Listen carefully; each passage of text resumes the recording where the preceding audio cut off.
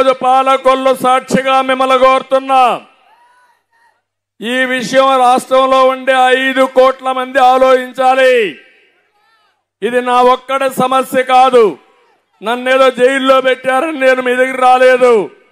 నా సమస్య కాకుండా ఇది ఒక రాష్ట్ర సమస్య, ప్రజా సమస్య, మీ పిల్లల భవిష్యత్తు, మీ భవిష్యత్తు అని మరొకసారి మీ అందరికీ తెలియజేసుకుంటూ, అందుకే నేను మిగిలిన విషయాలు మాట్లాడతా. రాష్ట్రం ఎంత అంధకారమైంది, అన్నిటికంటే లా అండ్ ఆర్డర్ లేకుండా, ఈ రాష్ట్రంలో ఎవ్వరికీ భద్రత లేకుండా, ఏ ప్రాణానికి కూడా భద్రత లేకుండా, ఏ ఆడబిడ్డ శీలానికి భద్రత లేకుండా, మీ ఆస్తులకు భద్రత లేకుండా పోయిందంటే అది నా ఆవేదన. అందుకే నా పోరాటం.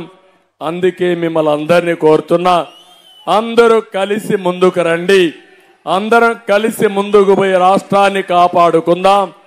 ఆ పోరాటంలో భాగంగానే 3 రాజకీయ పార్టీలు, జాతీయ స్థాయిలో ఉండే బీజేపీ,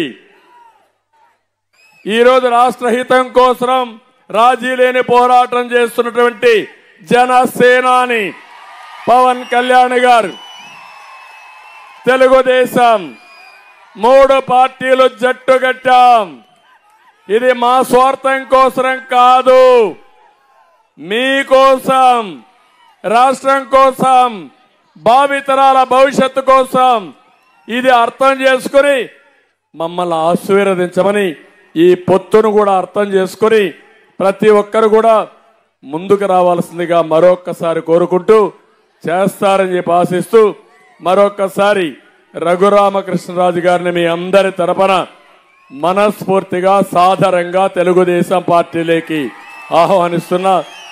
వారి సేవలు ఏ విధంగా ఉపయోగించుకోవాలో పార్టీ నిర్ణయిస్తామని మరొక్కసారి మీ అందరికి విజ్ఞప్తి చేస్తూ, తర్వాత కార్యక్రమం మన ఎమ్మెల్యే, మన ఎంపీ మాట్లాడతారు.